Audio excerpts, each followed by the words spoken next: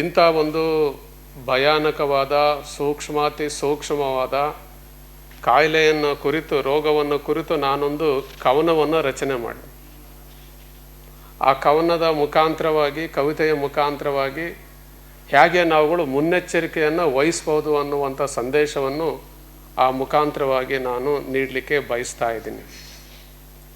ಎದರದಿರು ಆಧುನಿಕ ಮಾನವ, ಕಂಗೆಡದಿರು ಎಲವೋ ಜೀವ, ಕೊರೋನಾ ವೈರಸ್ನಿಂದ ನೀ ಬಲು ಕಂಗಾಲಾಗಿರುವೆಯಾ, ಉದ್ಯೋಗ ವ್ಯಾಪಾರ ಕುಂಠಿತವಾಯಿತೆಂದು ಚಿಂತಿಸುತ್ತಿರುವೆಯಾ, ಮನೆಯೊಳಗೆ ಮುದ್ದೆಯಂತೆ ಕುಳಿತು ಕಾಲ ನೂಕುತ್ತಿರುವೆಯಾ, ಜೀವ ಭಯದಿಂದ ಕುಬ್ಜನಾಗಿ ನೀನು ಕುಳಿತಿರುವೆಯಾ, ಜೀವ ಭಯದಿಂದ ಕುಬ್ಜನಾಗಿ ಕೈ ಹೊತ್ತು ನೀನು ಕುಳಿತಿರುವೆಯಾ, ಎದರದಿರು ಆಧುನಿಕ ಮಾನವ, ಕಂಗೆಡದಿರು ಎಲವೋ ಜೀವ.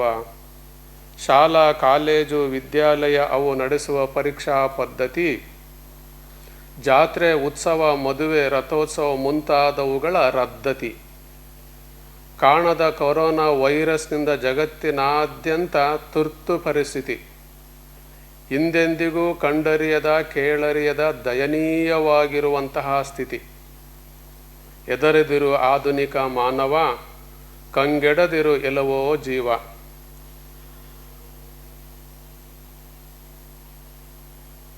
ಮರೆಯದಿರು ದಿನದಳು 3-4 ಬಾರಿ ಕೈ ತೊಳೆಯುವುದು, ಆಲಿಂಗನ ಹಸ್ತಲಾಘವಕ್ಕೆ ಬದಲು ಲೇಸು ಕರ ಮುಗಿಯುವುದು, ಈ ದಿನದಳು ಅತಿ ಕಡ್ಡಾಯವೋ ಮುಖಕ್ಕೆ ಮಾಸ್ಕ್ ಧರಿಸುವುದು, ಇದೇ ರೀತಿ ಮುನ್ನೆಚ್ಚರಿಕೆ ವಹಿಸಿದರೆ ಯಾವ ತೊಂದರೆ ಇರದು.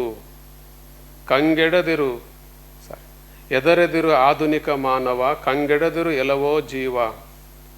ಸೋಂಕು ಪೀಡಿತರ ಸಂಪರ್ಕದಿಂದ ದೂರ ಇರುವುದ ಮರೆಯದಿರಿ, ಕೆಮ್ಮುವಾಗ ಸೀನುವಾಗ ಕರವಸ್ತ್ರ ಟಿಶ್ಯೂ ಪೇಪರ್ ತಪ್ಪದೆ ಬಳಸಿರಿ, ಕಣ್ಣು ಮೂಗು ಬಾಯಿ ಸ್ಪರ್ಶಿಸುವುದ ತಪ್ಪಿಸುತ್ತಾ ಸ್ವಚ್ಛತೆ ಕಾಯ್ದುಕೊಳ್ಳಿರಿ, ಮುಂಜಾಗ್ರತೆ ವಹಿಸಿದರೆ ಕರೋನಾ ವೈರಸ್ನಿಂದ ಭಯವಿಲ್ಲ ತಿಳಿಯಿರಿ, ಎದರದಿರು ಆಧುನಿಕ ಮಾನವ, ಕಂಗೆಡದಿರು ಎಲವೋ ಜೀವ. ನಾವು ವಾಸಿಸುತ್ತಿರುವುದು ಏಷ್ಯಾ ಖಂಡಕ್ಕೆ ಸೇರಿದ ಭವ್ಯ ಭಾರತದಲ್ಲಿ. ಪ್ರಾಚೀನ ಸಂಸ್ಕೃತಿ, ಆಹಾರ, ವಿಜ್ಞಾನ, ವೈದ್ಯಕೀಯ ಜೀವನ ಪದ್ಧತಿಯಲ್ಲಿ ಸಮಭಾಜಕ ರೇಖೆಯು ಹಾಯ್ದು ಹೋಗಿರುವ ಉಷ್ಣವಲಯದಲ್ಲಿ ರೋಗ ನಿರೋಧಕ ಶಕ್ತಿಯು ನಮ್ಮೊಳಗೆ ಇರುವಾಗ ಭಯವು ಇನ್ನೆಲ್ಲಿ. ಎದರದಿರು ಆಧುನಿಕ ಮಾನವ, ಕಂಗೆಡದಿರು ಎಲವೋ ಜೀವ ಅನ್ನುವಂಥ ಒಂದು ಕವನವನ್ನು, ಕವಿತೆಯನ್ನು ಇಲ್ಲಿ ಪ್ರಸ್ತುತಪಡಿಸುವಂಥದ್ದು. ಈ ಶರೀರದಲ್ಲಿ ಆಗೊಮ್ಮೆ ಈಗೊಮ್ಮೆಯಾದರೂ ಕಾಯಿಲೆಗಳು ಕಾಣಿಸ್ಕೊಳ್ತವೆ. ಯಾರು ಹೆಚ್ಚು ಹೆಚ್ಚು ಕಾಯಿಲೆಗಳಿಗೆ ಒಳಗಡೆ ಆಗುತ್ತಾರೆ ಅವರ ಕಾಯ ಹಂತ ಹಂತವಾಗಿ ಸದೃಢವಾಗುತ್ತಾ ಹೋಗುತ್ತದೆ. ಕಾಯಿಲೆ ಯಾಕೆ ಬರುತ್ತದೆ ಅಂತಂದರೆ ಈ ಕಾಯವನ್ನು, ಶರೀರವನ್ನು ಗಟ್ಟಿ ಮಾಡಲಿಕ್ಕೋಸ್ಕರವಾಗಿ ಬರುತ್ತೆ. ಕಾಯಿಲೆ ಬಂದಾಗ, ರೋಗ ಬಂದಾಗ ಸರ್ವೇ ಸಾಮಾನ್ಯವಾಗಿ ಅತೀವ ಯಾತನೆ ಆಗುತ್ತೆ.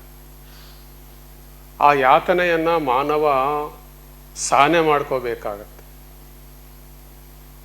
ಕಾರಣ ನಮಗೆ, ಅದರಲ್ಲೂ ಭಾರತೀಯರಿಗೆ, ಈ ರೆಸಿಸ್ಟೆನ್ಸ್ ಪವರ್ ಅನ್ನುವಂಥದ್ದು, ರೋಗ ನಿರೋಧಕ ಶಕ್ತಿ ಸರ್ವೇ ಸಾಮಾನ್ಯವಾಗಿದೆ. ಸಣ್ಣ ಪುಟ್ಟ ಕಾಯಿಲೆಗಳಿಗೆ ಅಧೀರರಾಗುವಂಥ ಒಂದು ಸಂದರ್ಭಗಳು ಇಲ್ಲ. ಅದರಲ್ಲಿಯೂ ಪ್ರತಿ ವರ್ಷದ ಈ ಬೇಸಿಗೆಯ ಸಂದರ್ಭದಲ್ಲಿ ಒಂದಿಲ್ಲ ಒಂದು ಕಾಯಿಲೆಗಳು ಕಾಣಿಸ್ಕೊಳ್ತಾನೇ ಬಂದಿದ್ದಾವೆ. ಉದಾಹರಣೆಗೆ H1N1 ಅನ್ನುವಂಥದ್ದು, ಡೆಂಗ್ಯೂ ಜ್ವರ, ಹಕ್ಕಿ ಜ್ವರ ಅಂತ, ಆಂಥ್ರಾಕ್ಸ್ ಅನ್ನುವಂಥ ತುಂಬ ಭಯಾನಕವಾಗಿರುವಂಥ ಒಂದು ರೋಗವನ್ನು ಈ ಜಗತ್ತು ಕಂಡು ಆಯಿತು. ಆಧುನಿಕ ಜಗತ್ತಿಗೆ ಮತ್ತೊಂದು ಕಾಯಿಲೆ ದಾಂಗುಡಿ ಇಡ್ತಾ ಇದೆ. ನಿಮ್ಮೆಲ್ಲರಿಗೂ ಗೊತ್ತಿರುವಂತೆ 1-1.5 ತಿಂಗಳೇ ಆಯಿತು ಅದು ಜಗತ್ತಿಗೆ ಬಂದು, ಕೊರೋನಾ ವೈರಸ್ ಅನ್ನುವಂಥದ್ದು.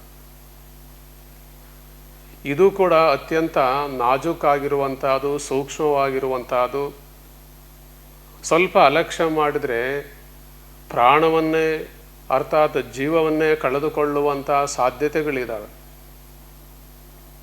ಈ ಸೂಕ್ಷ್ಮಾತಿ ಸೂಕ್ಷ್ಮವಾಗಿರುವ ಕಾಣದಂತೆ ಇರುವ ಈ ಕೊರೋನಾ ವೈರಸ್ಗೆ ಇಲ್ಲಿವರೆಗೆ ನಿರ್ದಿಷ್ಟವಾಗಿರುವಂತಹ ಯಾವುದೇ ಔಷಧೋಪಚಾರಗಳು ಇಲ್ಲ.